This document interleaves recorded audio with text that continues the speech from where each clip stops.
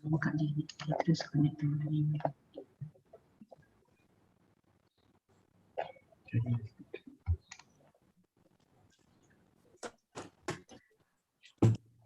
Again, do you know the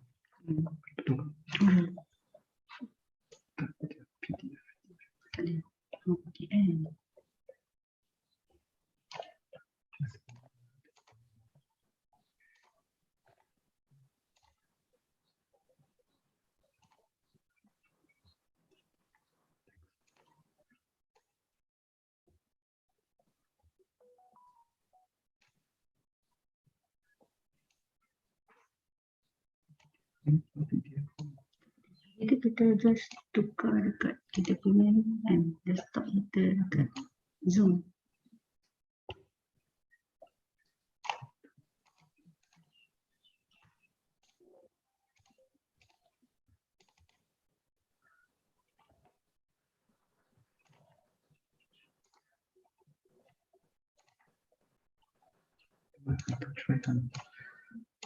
Ternyata tu tengok boleh tak dia pakai. Kalau tak boleh. This one. Okay. Tu. Sorry, Dr. Okay. Okay. Okay. Okay, we are back. Can I just confirm Datuk Dr. Nur Asia, our third judge is here already. Datuk Dr. Nur Asia boleh tolong open video tak? Kita boleh bukakan video Datuk tak?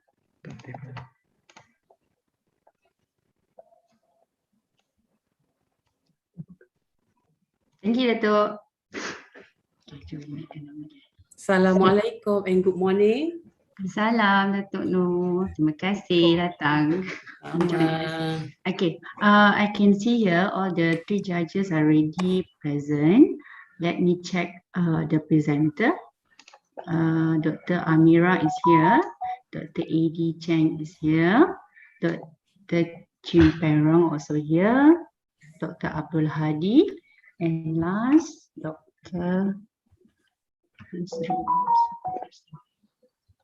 Yeah, okay. And the last presenter, Dr. Fizil also is around. Okay. I think it's already 9:05 AM. Let us start our oral competition today. Okay. I'm Dr. Zaira Zainal Abidin from Hospital Ampang on behalf of our COSC 2020 committee. We are arranging an online oral free paper competition today. Before we are having our conference on the 18th and 19th September. Okay. Assalamualaikum and a very good morning to all the audience, especially to our respective judges, Datuk Dr. Raja Nurliza, Dr. Chong Mei Fong, and Datuk Dr. Nur Asia Muhammad. Okay, I'm very honored that all our invited judges have allocated their precious time this morning to be with us today. Thank you and congratulations also to all our 5 successful participants that have been selected for this oral competition. Welcome to all. This year, the oral competition of Conjoint Conference is a bit unique as we will be having it done as online competition. As we all know, this is due to our current pandemic situation. It has been a new norm to all of us. We have to have all our activities done online nowadays. Life have to go on and education have to be continued. So, because we are still not winning our battle yet. Okay. All right, before we start, let me introduce our panel of judges today. Okay, we have 3 respective judges with us. Okay, our first judges is Datuk Dr. Raja Nurliza binti Raja Omar. Good morning and welcome, Datuk. Datuk Dr. Raja Nurliza is a senior ophthalmologist consultant and she is a head of ophthalmology department of Melaka Hospital. She completed her undergraduate medical training in UKM in year 1989 and finished her postgraduate training in ophthalmology UKM in 1997 with her special interest in glaucoma and anterior segment surgery. She actively involved in medical officer and postgraduate training and has many published papers and as a co-researcher. So far, she has reviewed more than 50 studies papers and posters with regards to her interests. Second judges is our beloved Dr. Chong Mei Fong. Welcome, Doctor. Dr. Chong Mei Fong is our senior ophthalmologist consultant. She is currently a head of ophthalmology department of Hospital Raja Permaisuri Bainon, Ipoh. Dr. Chong Mei Fong attained her degree and master in ophthalmology from UKM. And she has been invited to many ophthalmology conferences as honorable judges. Last but not least is our Dr. Nur Asia binti Muhammad. Welcome, Dato, and thank you for participating this morning. Okay, Dr. Nur Asia is a head instructor for evidence-based medicine at National Institute of Health. She graduated from Mahir, India in 1996 and attained her master in public health, special degree in epidemiology and biostatistic medicine, UKM in 2006. She is an author for Cochrane System Review in Infectious Disease, Hematological Malignancies, Occupational Health, Endocrine, Hypertension, and Peripheral Arterial Diseases. So far, she has more than 100 research items and more than 500 citations reviewed. Okay, that is about our judges for today. Okay, before we proceed, there's some guidelines that I want to highlight before we start our competition. So, judges has been given a Google form assessment for marking scheme. All details have to be filled in the front page before proceed to the evaluation pages. Each presenter, before they start their presentation, they have to inform the abstract admission submission number, their names, and this is in order to help the judges to fill up the first evaluation sheet. Presentation will be alerted by timekeeper. All presenters are allocated 8 minutes for presentation. Presenter will be alerted with first ring bell after first 6-minute presentation. Then a second ring bell at the end of 8 minutes of presentation. Okay. Then I will allow about 2 to 3 minutes for discussion with among judges and audience. Okay. The presentation will be evaluated on introduction, objective, method, result, discussion, and conclusion. Okay. Is there any question before we start? Okay. Okay. If No there's question, thank you. Okay, there's none. Okay, let us start the Conjoint Ophthalmology Scientific Conference 2020 oral competition. I would like to introduce the first presenter for today.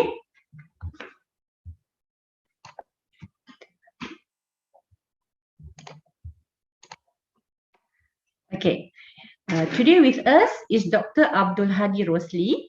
He finished his medical degree at University Kebangsaan Malaysia and later completed his Master of Medicine from University Science Malaysia.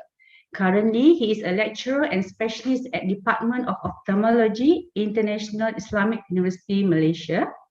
Dr. Abdul Hadi will present a topic on evaluation of interleukin-6 in tears and serum and its association factor in age-related macular degeneration patients. Dr. Abdul Hadi, you may start your presentation. Okay, thank you very much, Dr. Zara, for very kind introduction. First of all, my abstract number is COSC AB015. Okay, let me share my screen.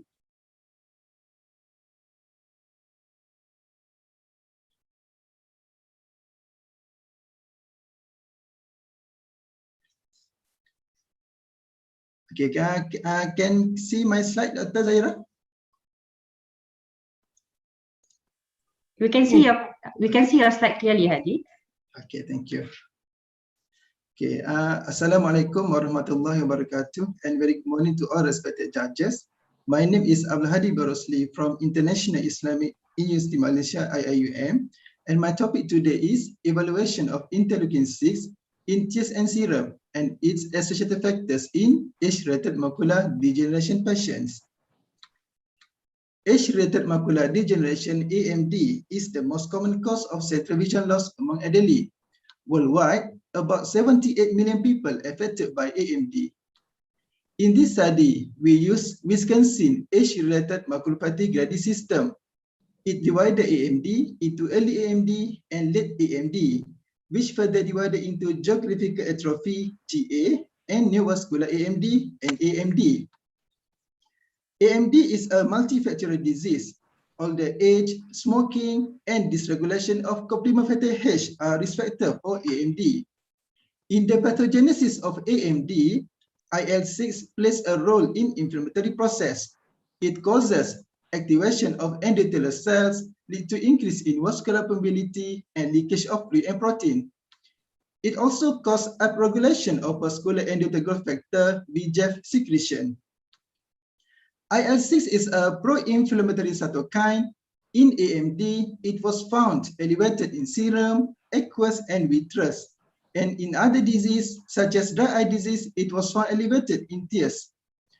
Quantification of IL-6 in aqueous and vitreous are invasive and associated with surgical risks, such as retinal detachment, endophthalmitis, vitreous hemorrhage, and hyphema.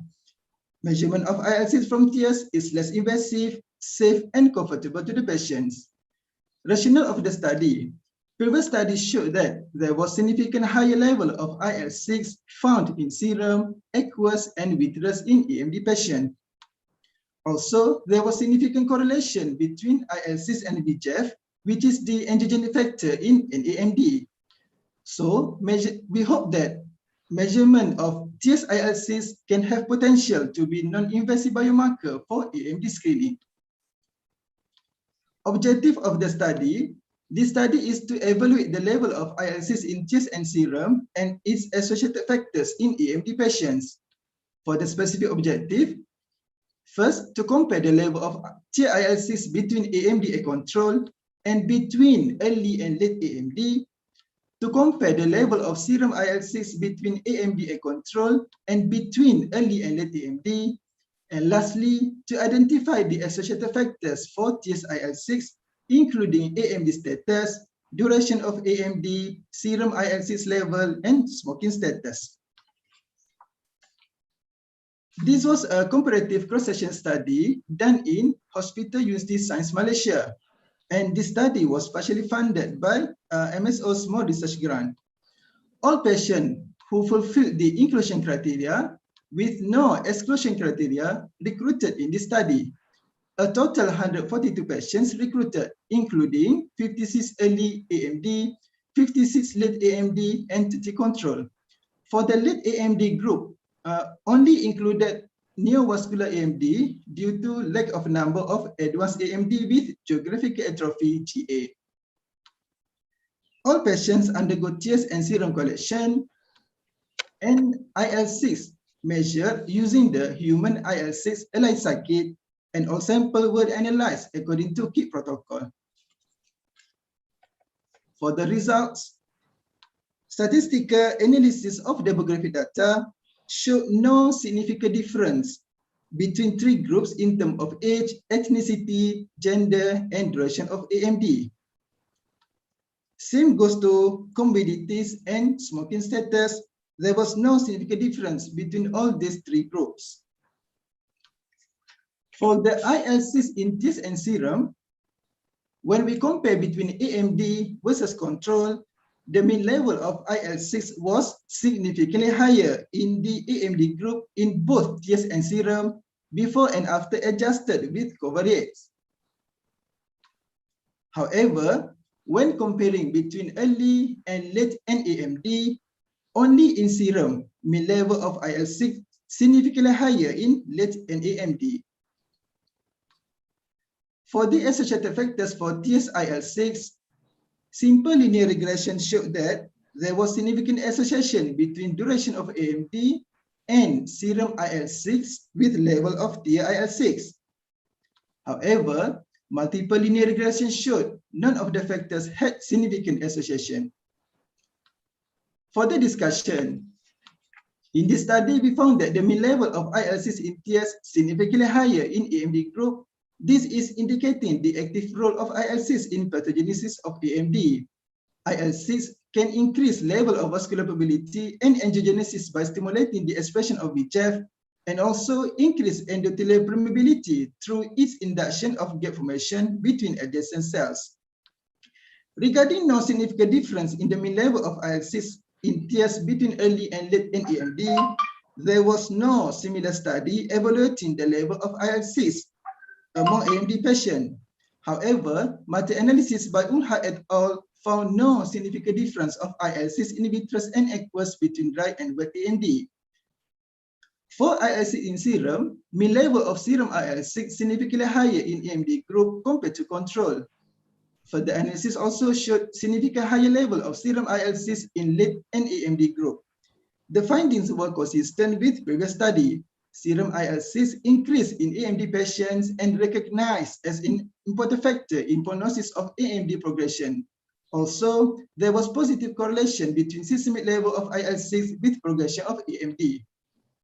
For the associated factors for TS-IL-6, number 1, there is no significant association with duration of AMD. We postulate that this likely due to the duration of AMD in our study was standardized from the day of diagnosis, and this may not correlate with the onset of disease. Number 2, there was no significant association with serum IL-6 level. In our study, we found that mean level of IL-6 much higher in TS. This may explain by the site of production of IL-6 in ocular. Within the eye, structure like RPE, iris, ceribody, and Muller cells were able to secrete IL-6. Number 3, no significant association with smoking. This finding can be explained by different biochemical pathways in pathogenesis of AMD. Pro-oxidative compound cause oxidative damage to RPE, contributes to the development and progression of AMD, and cause alteration in the metabolic support of RPE, lead to apoptosis of the photoreceptors. And number 4, there was no significant association with AMD status. There is possibility of involvement of other factors that determine AMD progression. Future control studies are needed to explore this association. For limitation of the study, this is single center study. We have lack of ratio data variation with lack of number, advanced AMD with GA plus limited budget. So in future, we recommend multi-center study with more patients with advanced dry AMD with GA, more comprehensive data collection method, and industry involvement. So as a conclusion, our study found that there was significantly higher mean IL-6 in both TS and serum in AMD compared to control. Therefore, TS sample can have potential to be non-invasive biomarker for AMD screening. Also, there was no significant association between TIL-6 with duration of AMD, serum IL-6, smoking status, and AMD status. This is my references. I would like to thank my supervisor and my head of department in IIUM for continuous teaching and supervision. With that, thank you.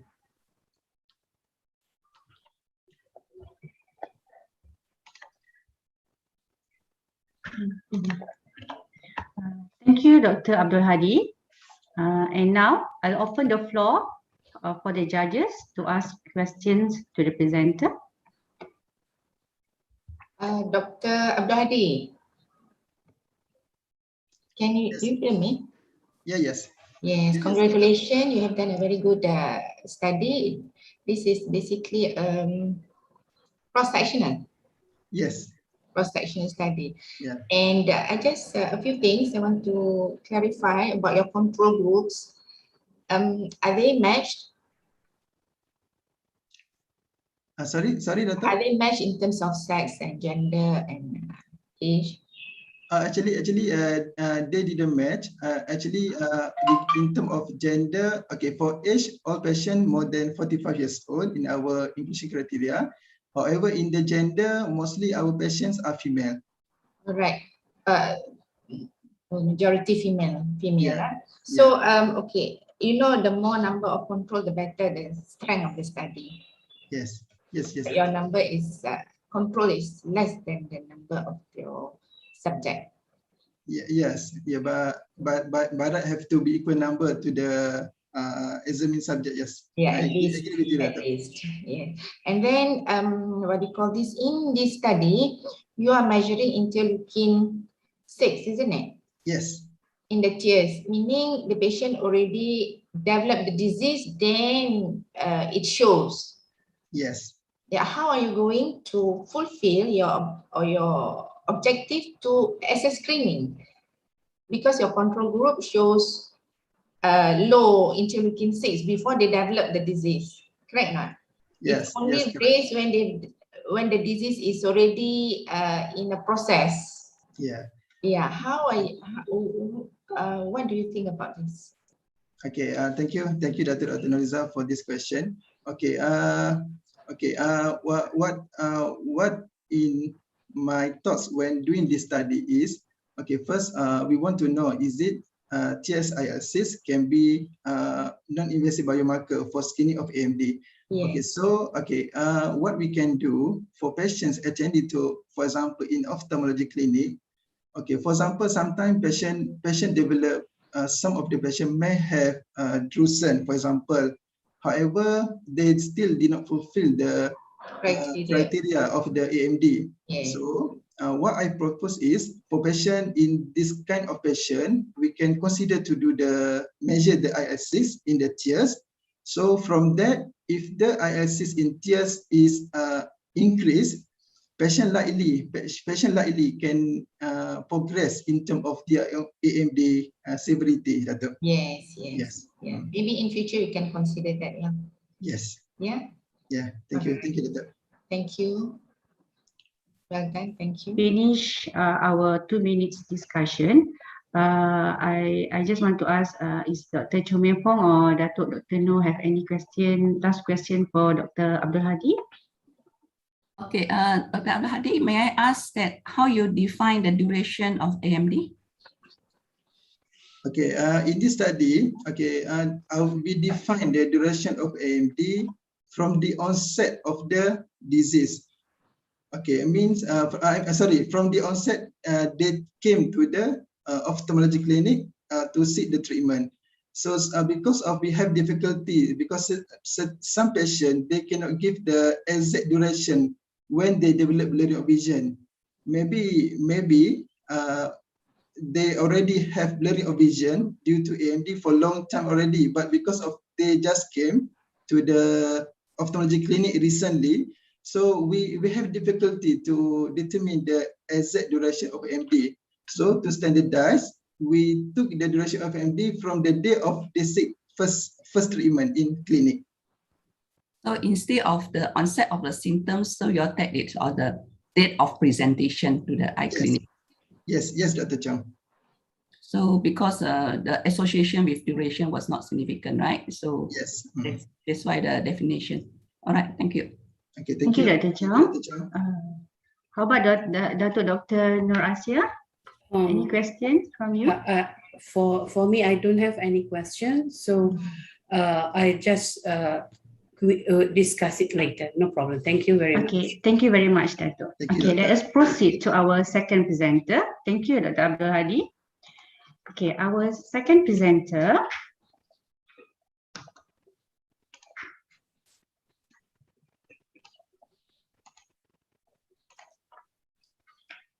Our second presenter is Dr. Cheng Tek Chi. Welcome, Dr. Cheng. He's graduated from UKM for his medical degree in 2012.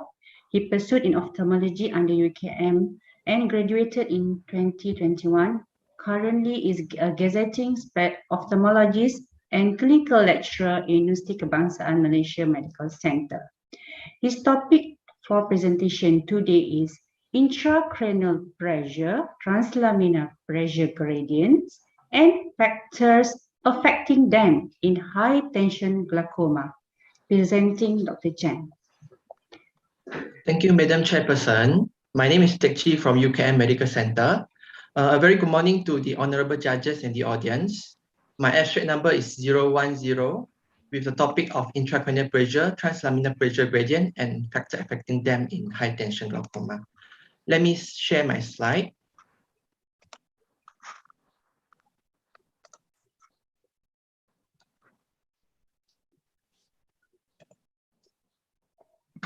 Can everyone see my slide? We can see the slide, Dr. Chong. Okay, I'd like to proceed. So a bit of introduction on what is high tension glaucoma. It is a subset of POAG in which it is defined by an open normal appearing angle with no underlying ocular disease with intraocular pressure more or equal than 22 millimeter mercury.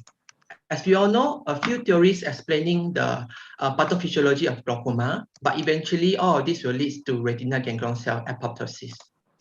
As we see in our daily clinic, glaucoma continues to progress despite maintaining a target IOP. So obviously, there are non-IOP factors in pathogenesis of POAG. As early as 90 years ago, Szymanski and Wolkoff postulated that low ICP is one of the risk factors. So we really need to think out of the box, other than intraocular pressure, whether intracranial pressure has its own role in high tension glaucoma. We did a comparative cross-sectional study to investigate the intraocular pressure, intracranial pressure, and translaminar pressure gradient among patients with high tension glaucoma and normal population. We also investigated the correlation between these three factors with the systemic and ocular parameters. So the high tension glaucoma subjects are those either newly diagnosed high tension glaucoma or a pre-existing high tension glaucoma who defaulted anti-glaucoma medication for at least 6 weeks prior to the study. Normal subjects are age and gender matched. So all of these study patients will underwent the same study parameters as shown here. So we estimated the ICP based on the formula of CSF pressure equal to 0.44 times body mass index plus 0.16 times diastolic blood pressure minus 0.18 times age minus 1.91. This formula is derived from a multivariate analysis by Jonas et al. In northern China. So based on the 32 patients in the training group, they come up with this formula and that tested this formula to the 40 patients in the test group. They found that the measured CSF pressure from the lumbar puncture was not significantly different from the calculated CSF pressure. So we also estimated the TLPG. TLPG is actually the pressure difference between IOP and ICP. So it is defined by intraocular pressure minus the estimated intracranial pressure based on the formula. Here are my result and discussion. So my study subjects consist of 22 high tension glaucoma patients and 22 normal subjects. There was no statistically significant difference in terms of gender, ethnicity, and age. We found that high tension glaucoma group has a higher IOP, lower ICP, and higher TLPG compared to the normal subjects. In other study, ICP in patients with high tension glaucoma and normal tension was also found to be lower compared to the normal subjects. On the other hand, ICP was found to be higher in patients with ocular hypertension. Let's say we have two patients with a similar high intraocular pressure, 28 millimeter mercury. In the high tension glaucoma, they tend to have a lower intracranial pressure, which causes the pressure difference at the lamina cribosa, causing the posterior cupping of the lamina cribosa. However, in ocular hypertension, because of the higher ICP, so the lamina cribosa will maintain the shapes. So it means that high ICP in ocular hypertension could potentially be the protective mechanism in glaucoma progression. For the systemic parameters, none of the system parameters have any significant difference except for high tension glaucoma has a lower diastolic blood pressure compared to normal group. For the ocular parameters, high tension glaucoma subjects has a worse best corrected visual acuity, higher vertical cup depth ratio, worse median deviation and pattern standard deviation in Humphrey visual field. However, the central corneal thickness and axial length does not have any significant difference between both groups. For OCT parameters, high tension glaucoma patient has a thinner RNFL and also macular thickness except for the central macular thickness. So the correlation between IOP and ICP, we found out that there is no correlations found between these two factors in both groups. This finding is actually similar to some of the studies. However, few studies shows correlation between IOP and ICP. However, all concluded that all authors are partially correct. They did an animal study. They lowered the intracranial pressure of dogs by performing shunt surgery, and 3 features were found in the relationship. In the ICP-IOP dependent zone, IOP will decrease linearly with ICP. But when the ICP falls at the breakpoint, which is around 70.5 millimeter H2O, the IOP will remain static and independent to the ICP. For IOP TLPG coloration, we found that there's a positive correlation between IOP and TLPG. This is because we are using this formula as when you have a higher intraocular pressure, your translaminar pressure gradient will be higher as well. For ICP and TLPG coloration, in the normal subject, we found that there is a negative correlation between ICP and TLPG. This is because, according to Hall et al., TLPG will remain static in ICP IOP dependent zone because IOP will decrease together with reduction of ICP. But when ICP falls to the break point, the IOP will not further decrease. Hence, there will be an increase of TLPG. However, in high tension glaucoma group, we do not find any coloration. This is because TLPG was not affected by changes of any ICP in high tension glaucoma because the IOP was too high for the low ICP to have a significant impact on the TLPG. For the correlation study with the systemic and ocular parameters, for the interest of time, I will only touch a few of interesting points. First of all, IOP is negatively correlated with age. As we all know, IOP will increase with age, but actually until age of 60 years old. After 60, the IOP will drop, resulting in an inverted U pattern. As a mean age of our HTG population is around 68 years old, this explains the negative correlation between IOP and age. ICP was found to be negative correlated with age. This actually coincides with the increased prevalence of glaucoma in elderly, which means that ICP may play an important role in pathogenesis of glaucoma in elderly patients. At the same time, ICP was also positive correlated with body weight. As we all know, obesity is an important risk factor of idiopathic intracranial pressure.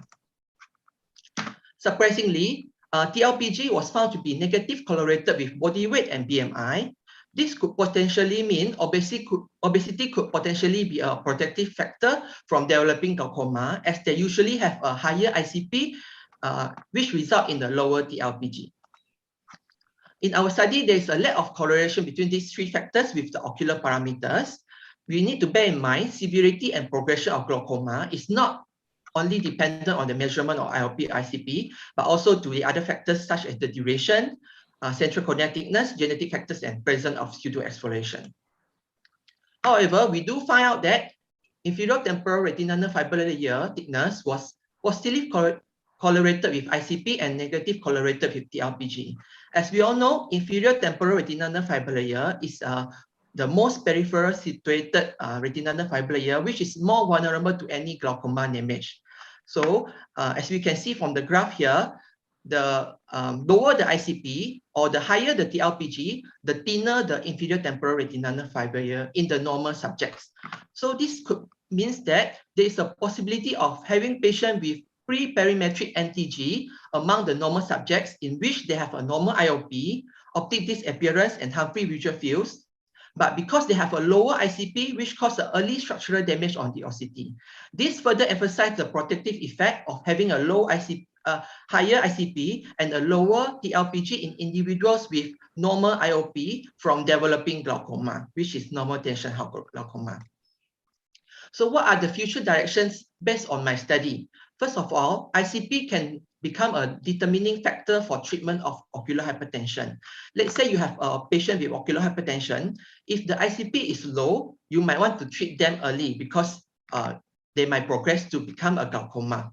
It also helps in the setting of the target IOP in glaucoma patient.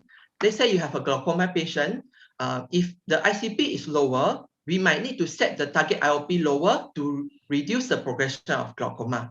In future, there might be some medical therapies which can increase the ICP, but still within the safe limit.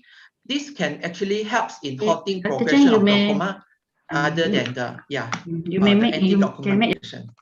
Yeah, my conclusion is ICP may play an important role in pathogenesis of glaucoma, but further study is warranted to investigate the effect of ICP on the progression of glaucoma to help in the management of glaucoma patient.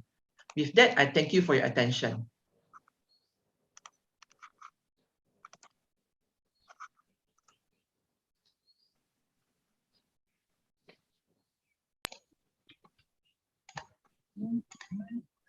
Okay, thank you, Dr. Cheng.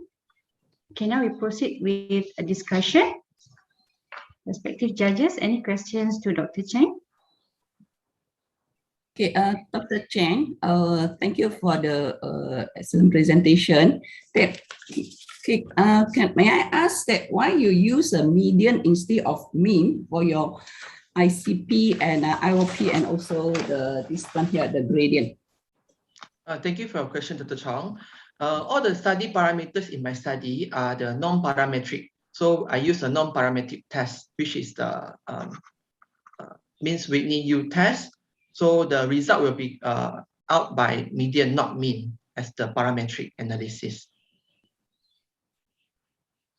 Dr. Chong, okay, I agree if you are using the Mann-Whitney for the non-parametric test, but how do you decide to use Mann-Whitney? Is there any particular reason? Or because usually if you want to compare, then Yes. for the normally distribution, then you use the test, right? So Yes. how did you come with your sample size? So my study is about ICP and also IOP. So I've put the data in the graph. So they are not normally distributed. Hence, the non-parametric test has to be carried out. So meaning your sample is adequate? Was your sample adequate and when you calculate it? Because for glaucoma patient, for IOP, it must be more than 21 millimeter mercury. So there will be more patients which is near to the 21 rather than the extreme high side. So the graph is skewed to the left side. Okay, okay. Dr. Cheng. Yes, Dr. Lisa. Yeah, very interesting study. ICP is measured. Your ICP is from the formula that you gave is very much dependent on the body mass of the patient, right? Yes. The higher the body mass index, the higher the ICP will be. And as you said, it will give sort of a protective, sounds like a protective mechanism to. Yes. Okay, now your TLPG is measured by IOP minus ICP. So meaning you have to have how about the unit? I don't understand about the units of measurement. The unit are still the same, which is in millimeter mercury. And the ICP. Same like our ICP also in millimeter mercury. So you have converted it. ICP usually we measure in the unit we use. I mean, I am not very sure about this. I just want to ask you. Yes. Is centimeter water? Am I right? This based on the lumbar puncture, but if based on my formula used, it is in a millimeter mercury. I see. Okay. So what's the normal ICP that you measure from the formula? I just want to know. I'm curious about. It's around 4 to 10 millimeter mercury. Okay. Which is equivalent about 20 centimeter water. Yeah, around that. All right. Okay. So what's your view about this factor in a normotensive glaucoma? Why don't you, in your discussion, nothing mentioned about normotensive glaucoma?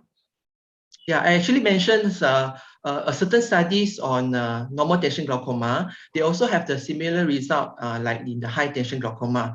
Means that although the IOP is normal, but because they have a lower ICP, that's the reason why they progress to become a normal tension glaucoma. Yeah. So don't you think that this factor will be more evident in a normotensive rather than high tensive?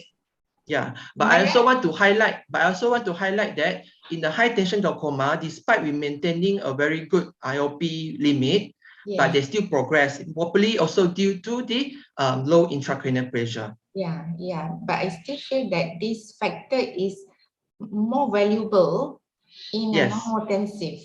Totally agree with you. Yeah. Yes. All right, that's all. Thank you. Okay, thank you to all the judges. I think we finished with Dr. Cheng. Okay, now we come to the third presentation.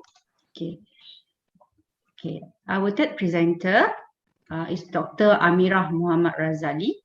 She is currently gazetting specialist at Hospital Angkatan Tentera Tuan Kumizan, Kuala Lumpur.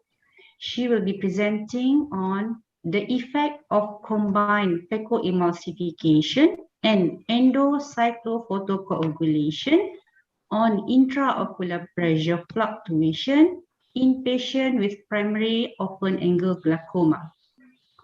Presenting Dr. Amira. Thank you very much, Dr. Zaira.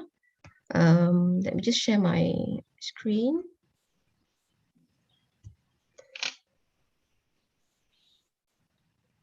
So my abstract number is COSC AB073. And the title of my presentation today is the effect of combined phacoemulsification and endocyclophotocoagulation on intraocular pressure fluctuation in patients with primary open-angle glaucoma. Good morning and assalamu alaikum to all the judges and fellow colleagues.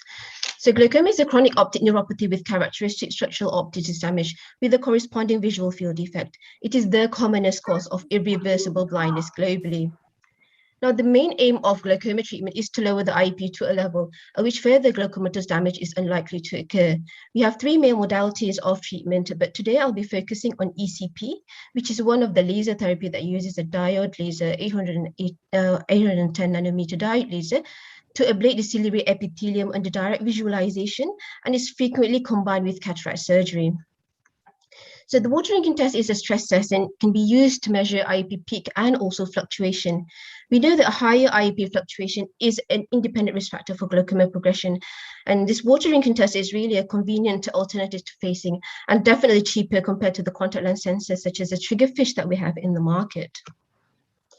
So the main objective of the study is to determine the effect of phaco-ECP on IEP fluctuation as assessed by the water drinking test in PAG patients, and specifically to evaluate the changes in baseline IOP, peak IOP, and IEP fluctuation before and at least 6 weeks after phaco-ECP, and also to determine the IEP lowering effect of phaco-ECP. So this is our methodology. It's a prospective observational study located in our ophthalmology clinic in Hospital Chancellor Tuanku Mukhlis, a study period between January 2019 to February 2021. Inclusion criteria include patients more than 50 years old, PAG patients treated with topical anti-glaucoma only and planned for phaco-ECP. Exclusion criteria includes patients who had previous trabeculectomy, glaucoma drainage device, laser trabeculoplasty, any ongoing infection or inflammation, patients on fluid restriction, end-stage renal failure, congestive cardiac failure, and patients on who have urinary retention because they will not be able to tolerate the water drinking test. And finally, those that had complicated cataract surgery.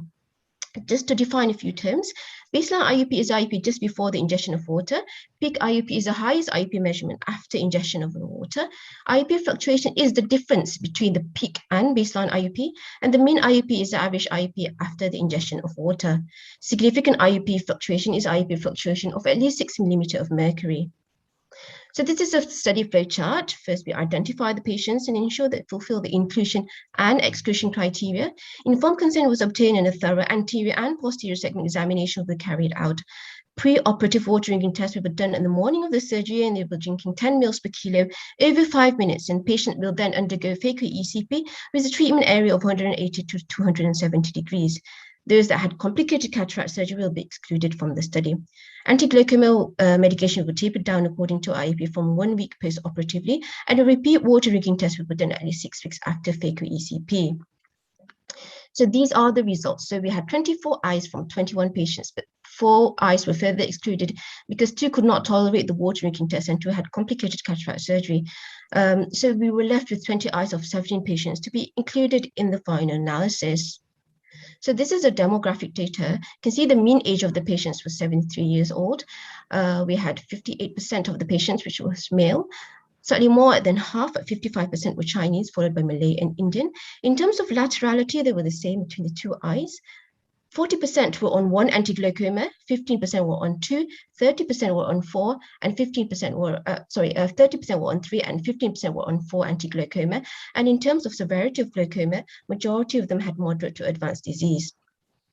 So these are the IEP changes before and after phaco-ECP. You can see the blue line is the before and the red line being the after the operation. And these are the mean IEP at each of the time points. And if we compare these mean IUPs, they were not really statistically significant different.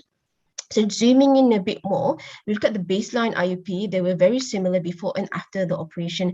But if we look at the mean and also the peak, they were slightly higher after the operation, but this was not statistically significant. When we look at the IUP fluctuation, there was a significant increase in IUP fluctuation from 4.6 to 6.4 with a p-value of 0.015. Now, in terms of number of antiglaucoma, there was a significant reduction in number of antiglaucoma from 2.2 to 0.35. And also there was a more eyes with significant IEP fluctuation of at least 6 meters of mercury from 4 eyes only to 11 eyes post-operatively. When we analyzed the risk factors for post-operative IEP fluctuation, we found that pre-operative IEP fluctuation and post-operative number of antiglaucoma were significant risk factors for higher post-operative IEP fluctuation. Now, moving on to discussion. So first, in terms of IEP reduction after phaco ECP, so if you look at our baseline IEP in our cohort of patients, the baseline IEP was lower compared to the other studies. And although we did not have any reduction in terms of IEP, there was a significant reduction in number of anti-glaucoma medication. And this is really in keeping with our indication of ECP in our cohort of patients, which was to reduce the number of anti-glaucoma. Now we move on to IEP fluctuation. As I mentioned before, our study patients had an increase in IEP fluctuation by 1.8 millimeter of mercury, as opposed to SLT patients. They had a reduction in IEP fluctuation by 1.8 millimeter of mercury. So if you compare that to another study by Vertigno et al., so these patients were treated on monotherapy. So those that were on timolol only, the IEP fluctuation was 6.5. And this is similar to our post-operative patients that had an IEP fluctuation of 6.4. And these work to reduce the aqueous production. Now we look at latanoprost. So these patients had lower IEP fluctuation of only 2.3. And this is the same as those that had SLT treatment. And these work to increase the outflow facility. We look at trabeculectomy. These patients had much lower IEP fluctuation of only 1.4. And what we can see is that procedures or medications that improves the outflow facility leads to lower IEP fluctuation. Just to discuss a bit more on why we felt that there was an increase in IEP fluctuation in our cohort of patients. First is a tapering of the topical anti-glaucoma medication, because these patients loses the blunting effect of the medications that they were on previously, in particular if they were on prostaglandin analogs. The second is a liberation of the pigments and inflammatory debris, and this may clog and further compromise the already diseased trabecular meshwork. And thirdly, post-operative inflammation, because we know that after phaco ECP, there will be a lot more inflammation, and it'll be more prolonged compared to just phaco, and this may damage the trabecular meshwork. So the study limitation of my study is that it's a relatively small sample size contributed by the COVID pandemic, because we could not go in with the OT cases. And the secondly is the use of anti-glaucoma medication post-operative in some of the patients may be a confounding factor when assessing the true effect of ECP on the IEP fluctuation. So in conclusion, phaco ECP does not really blunt IEP fluctuation, which is an important risk factor for glaucoma progression. And in patients whose aim of treatment is to reduce IEP and also the fluctuation, the focus of treatment really should be on treatment that increases the outflow facility rather than those that reduces the aqueous production. Thank you very much.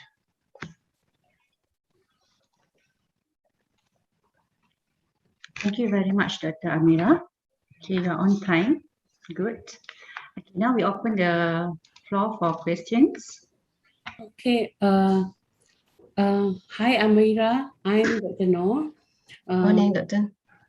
Okay, that was a very good presentation. So I just want to clarify a few things. Okay. First, you said that your study is to assess the phacoemulsification, right? It's a combined phaco and ECP. It's a combined procedure. Okay, so it's on the intraocular pressure, meaning that you are giving this phacoemulsification and also the endocyclophotocoagulation, right? Yes, yes. So you are testing this whether it works or not, isn't it? Yes, yes. So how come you say it's a prospective observation study? For me, I think it's an intervention study. Actually, patients were already listed for this procedure. Mhm. And what I did was just, I asked the patient to drink the water. Yeah, as I know. So you ask the patient to drink the water to see whether is there any effect, right? Yeah, to look at the fluctuation and the changes in the pressure. Yeah. Yeah. Yeah. So maybe you could think back over it, because Okay. it looks like an intervention to me. Okay. Intervention means it doesn't mean that you are giving any drug or any medication to improve, but sometimes you want to test certain factors whether it works or not on certain conditions. I mean, if you are talking about medical statistic, that is the definition of it. Another thing is, I am wondering, how did you calculate the sample size? Because you are doing the Wilcoxon Science Rank test. It's a non-parametric. Yes, because actually it's the data was not normally distributed. If it was normally distributed, I'll be doing a pair t-test.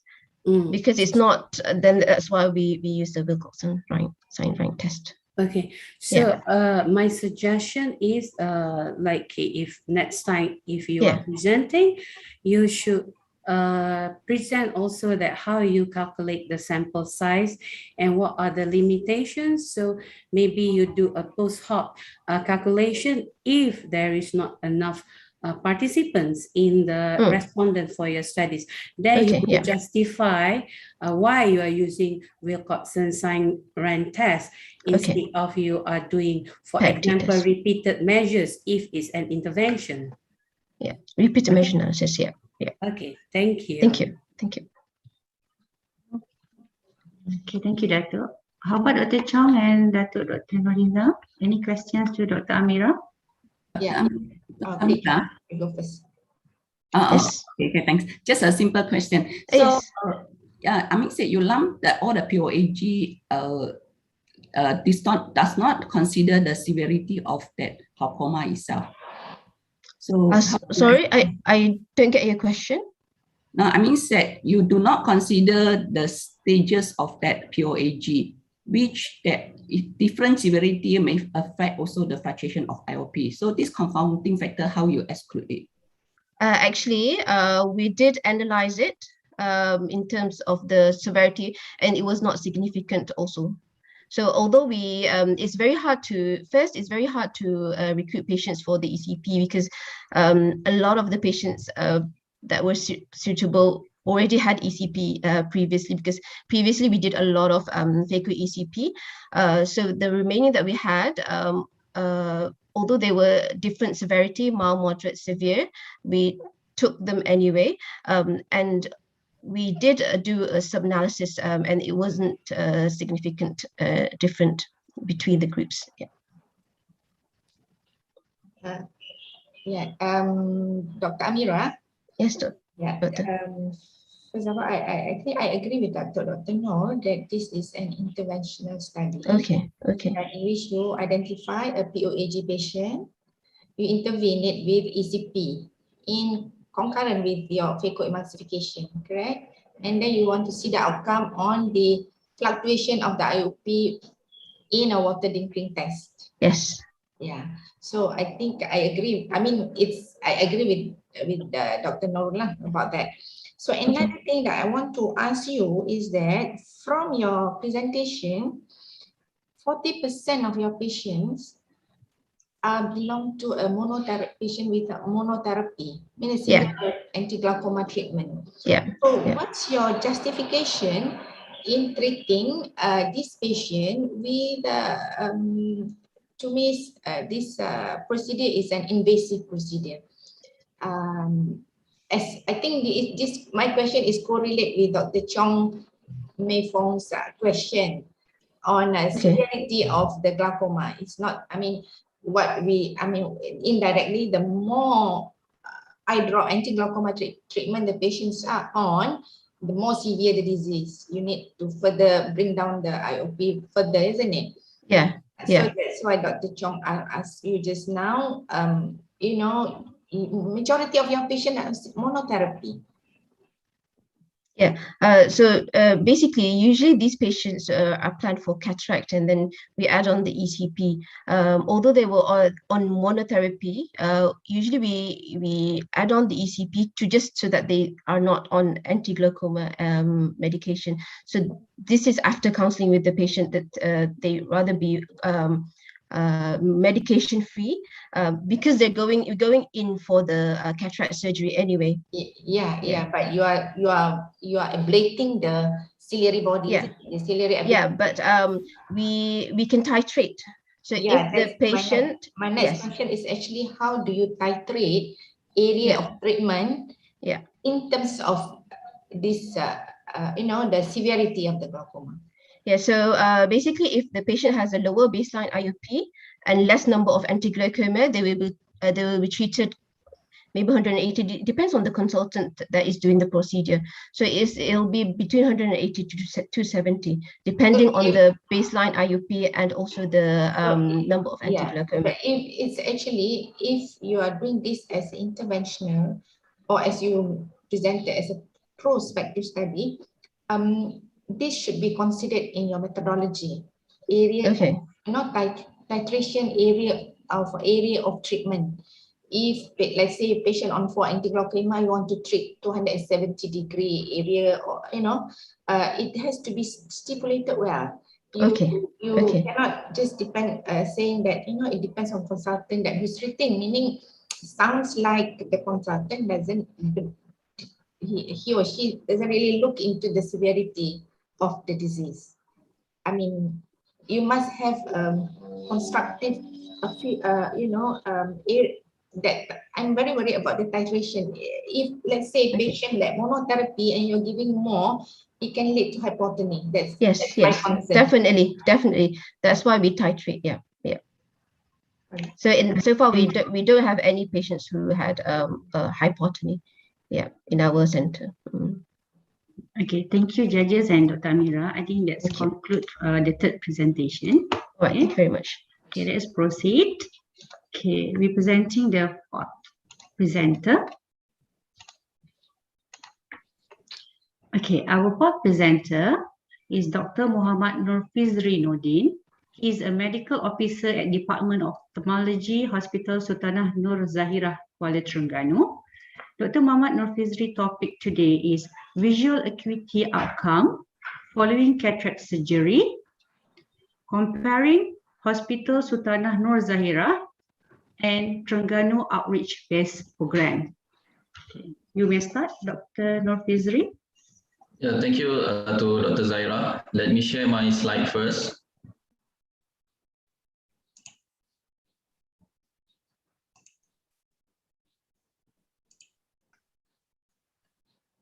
Okay, Assalamualaikum warahmatullahi wabarakatuh, and very good morning to all. My name is Muhammad Nurfizri bin Nordin. My abstract number is COSC AB081. My study title is Visual Acuity Outcome Following Cataract Surgery, Hospital Sultanah Nur Zahirah versus Terengganu Outreach Based Program. For introduction, cataract is the leading cause of blindness in Malaysia. It accounts for 58%. Prevalence of cataract blindness are higher in Sabah, Northern, Eastern, and Sarawak compared to central and southern part of Malaysia. This is because the people in that 4 area has relatively lower accessibility to cataract services. To fill this gap, Ministry of Health has launched an outreach mobile cataract services known as Klinik Cataract Kementerian Kesihatan Malaysia, KKKKM, that was initiated at Sarawak and Eastern Zone of Peninsula. Terengganu is under Eastern Zone together with Pahang and Kelantan. This was done by eye care personnel that travel to rural areas with designated KKKKM bus equipped with eye examination facility and surgical equipment. The cataract surgery is then performed at the nearest district hospital with operating facility by cataract team from HSNZ. KKKM Terengganu began in 2014. After 7 years of implementation, we want to evaluate the quality of service provided. Hence, our primary objective is to compare visual acuity outcome following cataract surgery between tertiary hospital and outreach-based program in Terengganu. The secondary objective is to identify significant predictive factor for post-operative refractive outcome. This is retrospective registry study on data collected in cataract surgery registry. This study has registered under an MRR. Ethical approval was obtained from MREC. We include eyes that underwent cataract surgery with intraocular lens implantation at SSNZ and KKKM Terengganu from 1st January 2017 to 31st December 2019. We exclude age 19 and below, post-operative visual acuity measurement taken at 3 weeks and below, visual acuity and refraction not recorded in the registry. Our final sample size is SSNZ is 3,377 eyes, whereas for KKKM Terengganu is 613 eyes. Data analysis was performed with SPSS version 26. Visual acuity was converted to logma for statistical analysis. Absolute prediction error was used to represent refractive outcome. Simple and multiple linear regression were used to identify significant predictive factor for post-op logma. Level of significance was set at 0.05. Demographically, mean age for HSNZ is 65, whereas KKKM Terengganu is 66. Major age group is 60 to 79, and the percentage of female is higher in both groups, and the majority is Malay. Preoperatively, HSNZ showed higher systemic and ocular comorbidity compared to KKKM Terengganu. Both groups show bimodal pattern of presenting visual acuity, which one peak at visual acuity 624 to 660, and another peak at visual acuity worse than 360. 94.8% of biometric technique in KKKM Terengganu is ultrasound, whereas for HSNZ, there is 1-to-1 ratio between optical and ultrasound. For specific ocular comorbidity, HSNZ shows significantly higher in proportion of glaucoma, PDR, retinal detachment, and other ocular comorbidity compared to KKKM Terengganu. For operative characteristic, about 90% of surgeries performed in both groups is phacoemulsification, and 94% of surgeries performed in KKKM Terengganu is done by specialists as compared to HSNZ, which is 82.6%. KKKM Terengganu shows slightly higher intraoperative complication, which is 8.5% compared to HSNZ, which is 5.9%. And but both groups show similar proportion of post-operative complication, which is 0.8%. For specific intraoperative complication, KKKM Terengganu show significantly higher in proportion of posterior capsular rupture compared to HSNZ. For post-refractive outcome, post-op refractive outcome, KKKM Terengganu has achieved 90.2% post-op BCVA 612 or better, compared to HSNZ, which is slightly lower, 85.1%. For logma equivalent, KKKM Terengganu has achieved mean post-op logma 0.18, and it is significantly better compared to HSNZ, which is 0.22. This is another performance indicator for cataract surgery, which is absolute prediction error. Prediction error is the difference between actual refraction and planned refraction. The absolute difference between the two was then categorized into within 1 diopter and outside 1 diopter. Within one diopter is good refractive outcome. From our study showed that both group has achieved 86% of refractive outcome within 1 diopter. This achievement has surpassed the benchmark adopted by Royal College of Ophthalmologists, which is that at least 85% of cataract surgery should achieve refractive outcome within 1 diopter of its planned refraction. After performing simple and multiple linear regression, this is the final model for factors associated with post-op BCVA logma. From this analysis, the only good predictive factor for post-op logma is phacoemulsification. It reduced the post-op logma value by 0.13, whereas the poorest predictive factor for post-op logma is retinal detachment. It increased the post-op logma value by 0.72, followed by PDR 0.48 and maculopathy 0.27. Providing cataract services in an outreach setting is a challenge for the surgeon as well as for the optometrist. This is because The biometry, surgical equipment, and operating facility in outreach setting are not as ideal as tertiary hospital.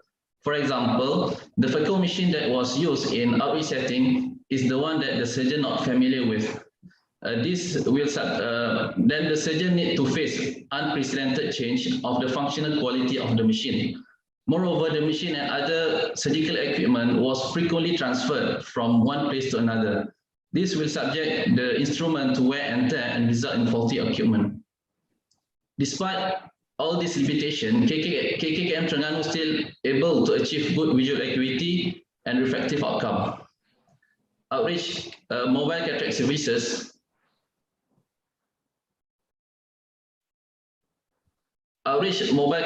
seems to address few perceived barriers to cataract surgery in community, such as no access, gender factor, fear, cost, and other social factors.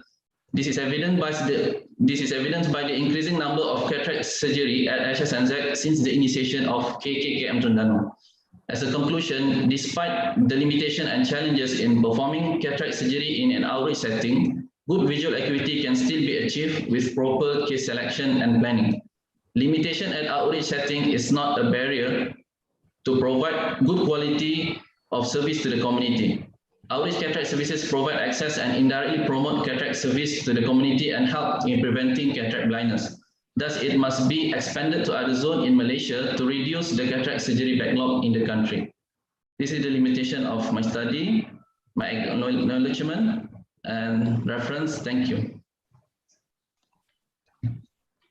Thank you very much, Dr. Nofizri, for your very good presentation. So we continue with our discussion from panel judges. Okay, Assalamualaikum, Fizri. Waalaikumsalam. Okay, this study you mentioned that what is your objective actually again? To compare visual acuity outcome following cataract surgery between tertiary hospital and Terengganu outreach-based program. Okay, the reason why you want to compare is to look if there are any difference or setback between KK and the hospital, right? Yes. So that's why in your conclusion, you mentioned that the outreach program should be encouraged more, even though there are few setback in the demographic, right? Yes. Okay, so back to the objective. I think you got to steer a bit your objective, because your objectives does not represent your conclusion, because your main conclusion is to say the service between the hospital and the KK are almost similar, right? Yes. So you got to say the objective is to your objective got to represent what is the definition of between service in KK and the hospital.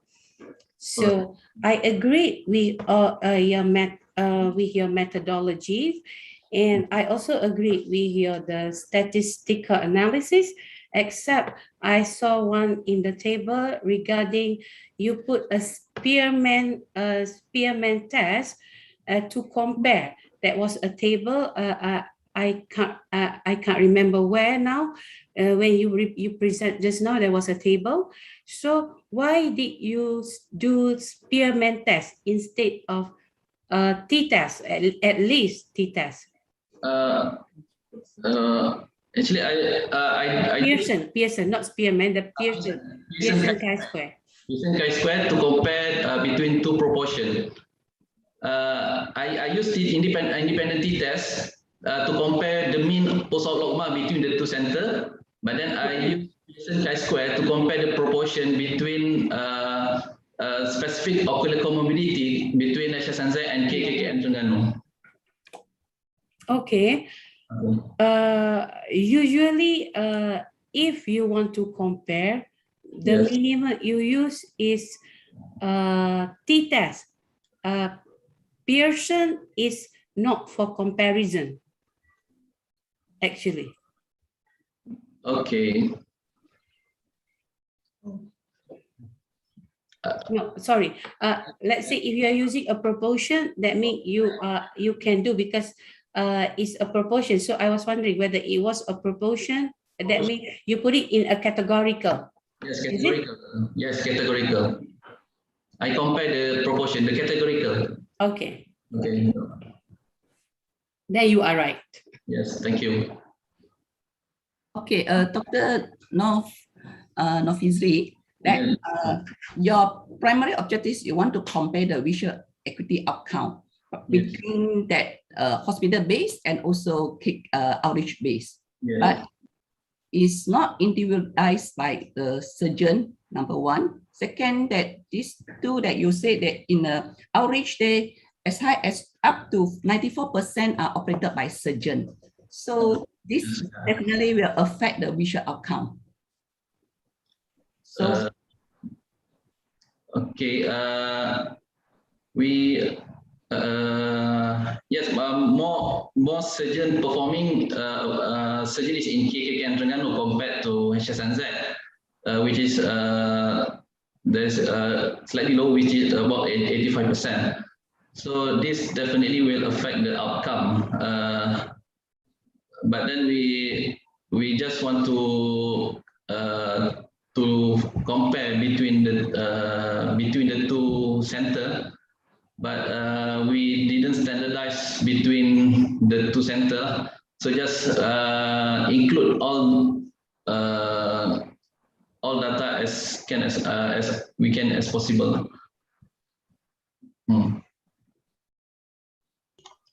Dr. No, any questions? Nothing much actually.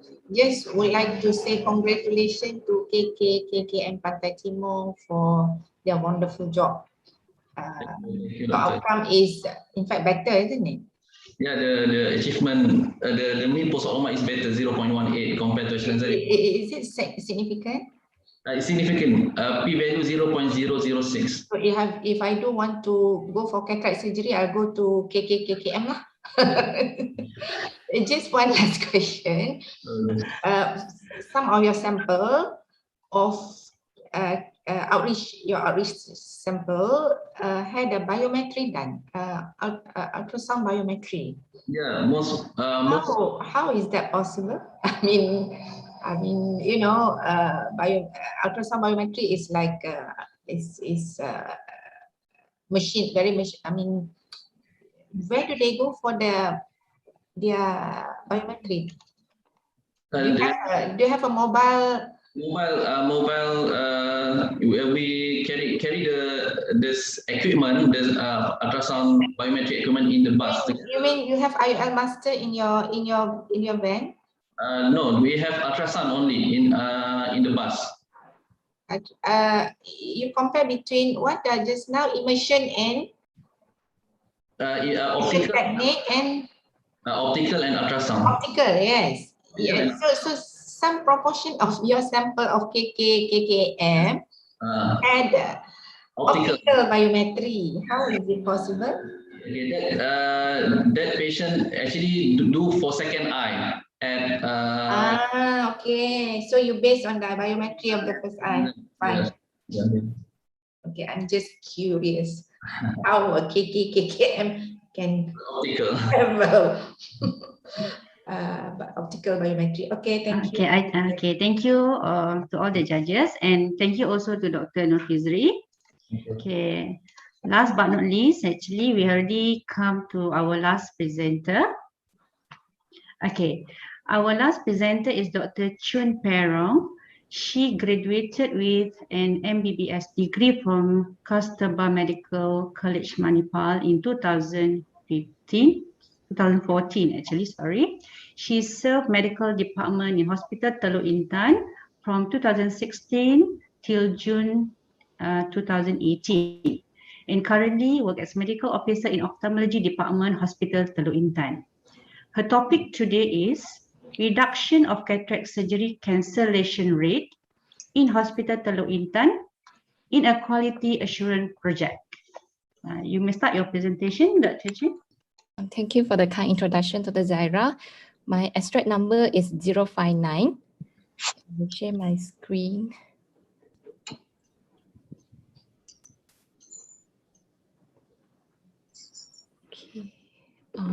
Can Dr. Zara can see my slides? Yeah, we can see your slide. Okay. Okay. Very good morning to all the honorable judges.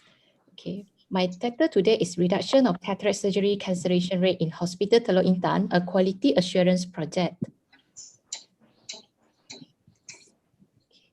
Cataract is the leading cause of preventable blindness globally. It is responsible for 45.5% of total blindness in adults more than 50 years old worldwide in 2020. Cataract surgery is the most common procedure done in Ophthalmology Department Hospital Teluk Intan. From year 2016 to 2018, we noticed that there is an increasing trend of cancellation rate of cataract surgery in Hospital Teluk Intan. The general objective of our project is to reduce the cancellation rate of patients listed for cataract surgery under local anesthesia in Hospital Teluk Intan to less than 10%, according to performance indicator of National Eye Database. Our specific objectives are to measure the cataract surgery cancellation rate, to identify the causes of cancellation, to formulate the remedial actions to reduce cancellation rate, and to evaluate the effectiveness of measures taken. In our study, cancellation is defined as patient scheduled for cataract operation was not done on the listed day for various reasons. Indicator here is cancellation rate of cataract surgery under local anesthesia by measuring total number of patients cancelled for the month divided by total number of patients listed in the corresponding month times 100. The standard is to achieve less than 10% cancellation. The inclusion criterion is all patients listed for cataract surgery under local anesthesia, including daycare and admission. The exclusion criteria are cataract surgery done under general anesthesia and emergency cataract surgery. In pre-remedial phase conducted from January to April 2016, a universal sampling of 408 patients listed for elective cataract surgery were reviewed retrospectively. The reasons for cancellations were identified. Remedial interventions were allowed to take place from May to August 2019. Post-remedial phase consists of 4 cycles. Each consists of 4 months duration. First cycle has 468 patients, and subsequent cycle we have reduced total number of patients due to effect of COVID pandemic. Data is collected from cataract surgery census and National Eye Database. For results, we noticed that for in pre-remedial phase, the average cancellation rate is 17.9%. From our analysis, the causes of cataract surgery cancellation can be grossly divided into patient-related factors, hospital-related factors, and intraocular lens problem. Leading causes of cancellations are uncontrolled diabetes, consists of 22.1%, blepharitis or conjunctivitis, 14.7%, OT cause also 14.7%, which include no OT time, fecal machine breakdown, or unoptimized OT condition, followed by uncontrolled systemic hypertension and upper respiratory tract infection. We've implemented several strategies for change. Firstly, we introduced preoperative cataract cracking sheet to help us to identify the potential cancellation and to refer to physician for those with uncontrolled medical condition. We also assign designated medical officer or staff nurse for patient counseling according to counseling checklist so that we won't miss out anything during the counseling session. Preoperative cataract surgery counseling sheet is given to patient as reminder. More stringent criteria is applied for patient admission prior to surgery. It is reserved for urgent cases only, such as patients with bilateral eye poor vision, but with multiple times of uncontrolled medical condition. Otherwise, we will make sure the patient's medical condition is in good control prior to surgery.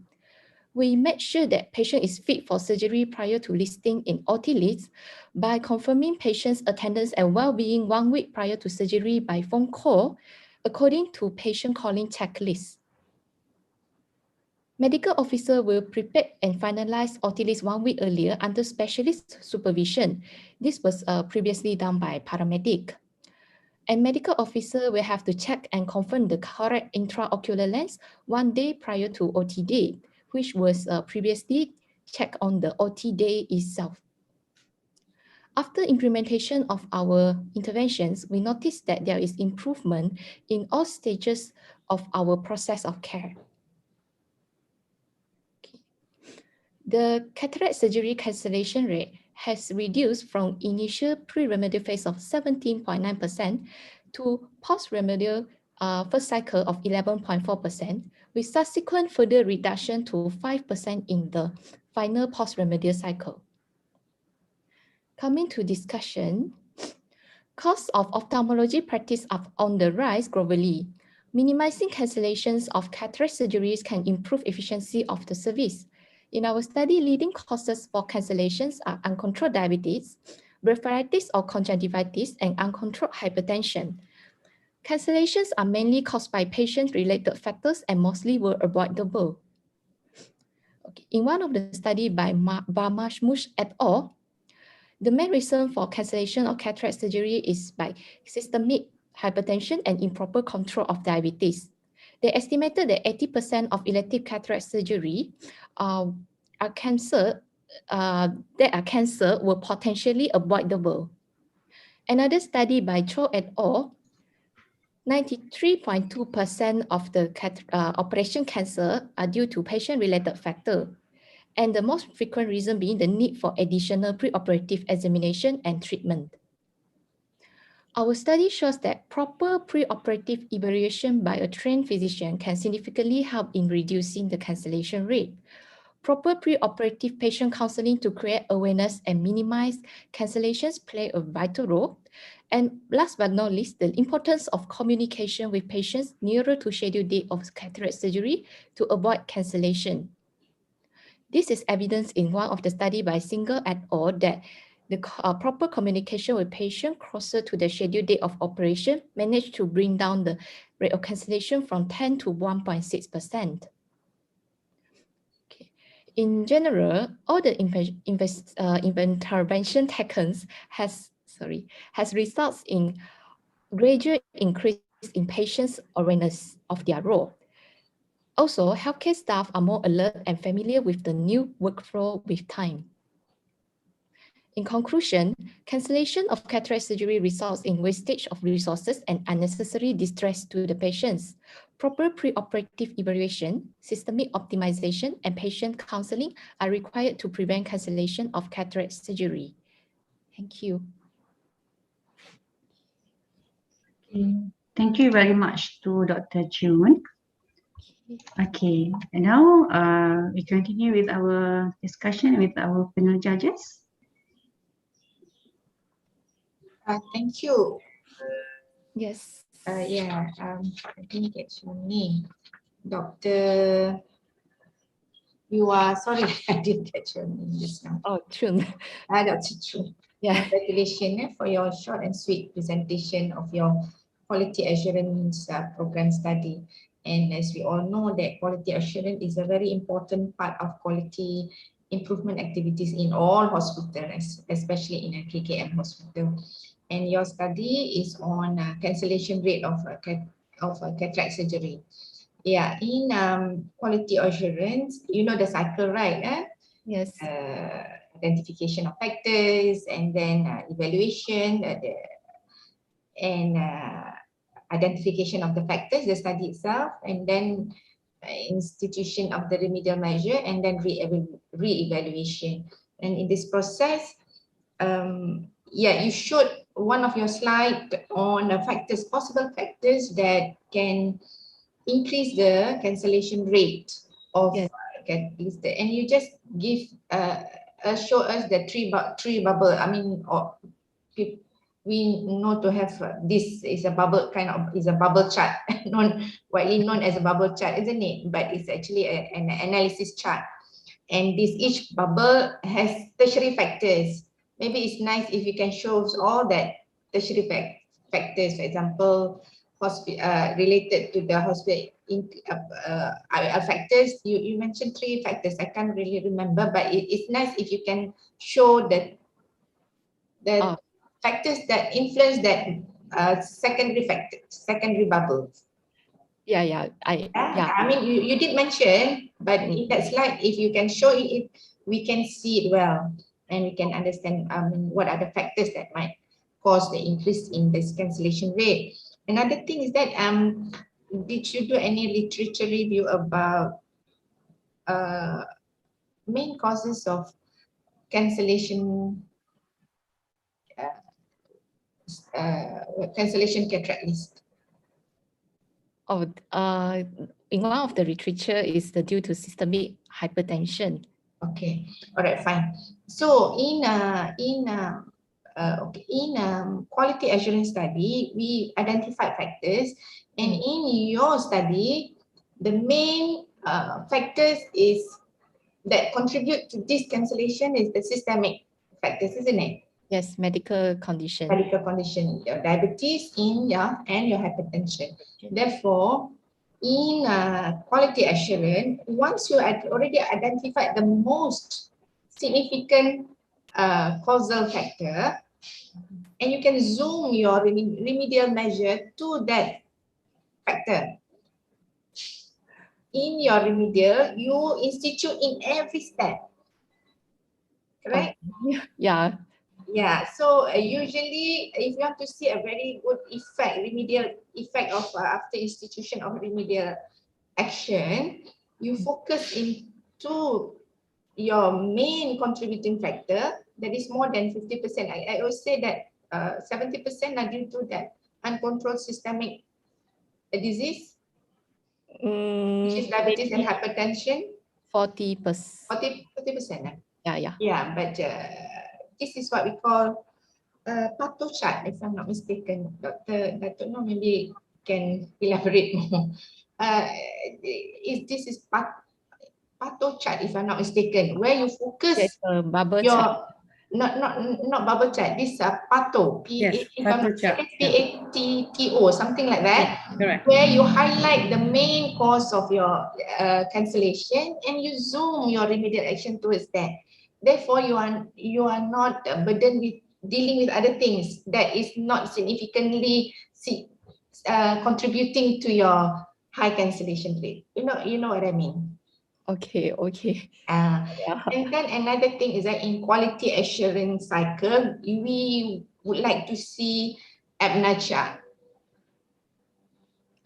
Oh. Achievable benefit that is not achieved. If you can show that, that would be nice. Before remedial action and after remedial action. Okay, I actually have that, but yeah, due to the time constraint. These are the things that we like to see. Okay. Right. But anyway, congratulations. But I think COVID also helped in reducing the cancellation rate. All right, thank you.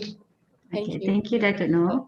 How about Dr. Noor Asia and Dr. Chong Mei-Fong? Any questions? Okay, Dr. Chun, okay, just want to ask that you conclude that pre-op counseling and also the proper evaluation that does help to reduce the cancellation, as this is part of your remedy measure, right? Okay, how do you monitor this? All these steps have been fully implemented.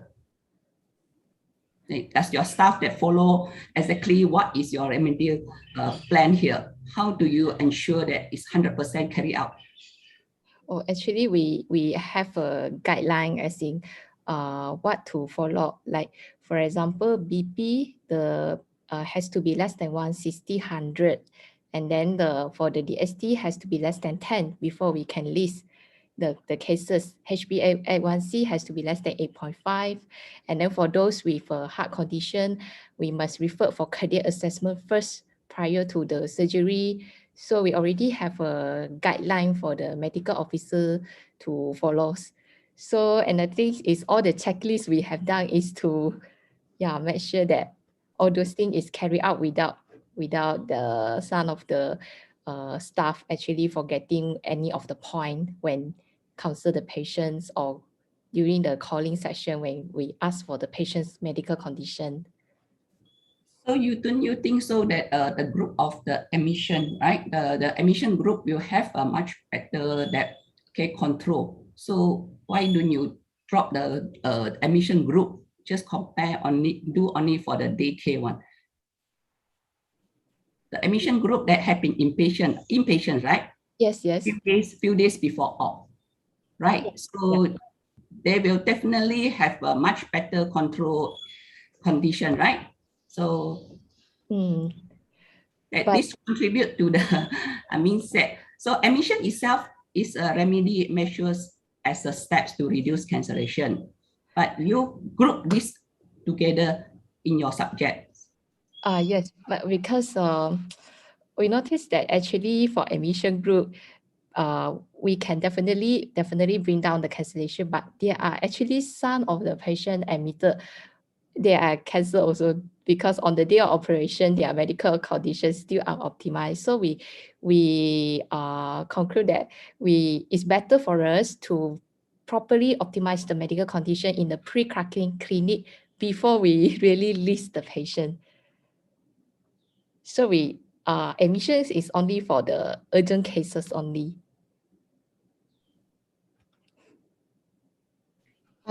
Dr. Chun, sorry, the chart that I mentioned that I referred to is actually called Pareto chart, Pareto.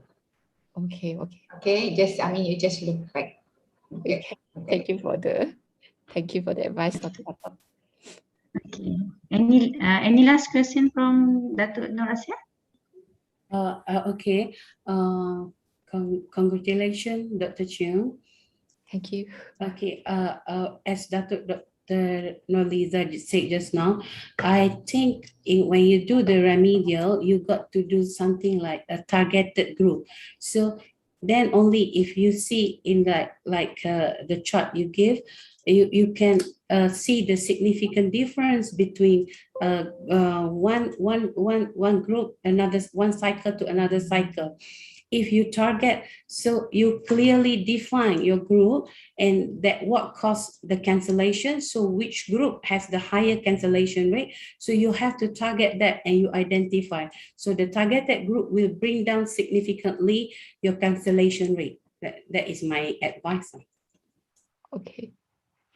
Thank you, Dato'. Okay, thank you very much to all the judges for your questions, and thank you to Dr. Chen for your presentation. Okay, we are already at the end of our oral competition. Okay, I would like to thank our jury. Thank you also to all the presenters for your excellent presentations.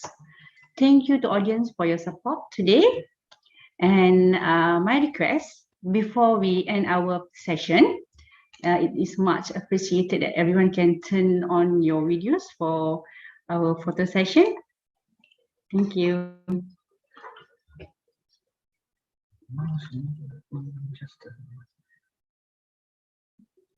Okay, we wait most of us on the videos and then we will take a few snaps.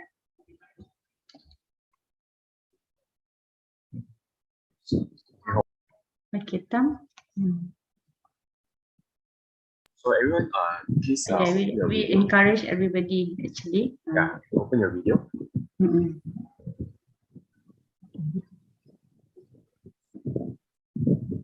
Okay. Okay. So I'm taking a video. Taking a photo. Okay. Okay. Thank you, Tam. 1, 2, 3. Okay. Taking one more. Okay. All right. I think that's it. Okay. Thank you very much, Dr. Tam. Okay. Okay, to all the presenters and audience, wish you please kindly excuse yourself from this session as we are giving some rooms for the judges to do the final marking. Thank you very much to attend our oral presentation today. Hope to see you all in the conference day on the 18th and 19th of September. The winners for today's competition will be announced on the second day of conference. Kindly be alert on the announcement.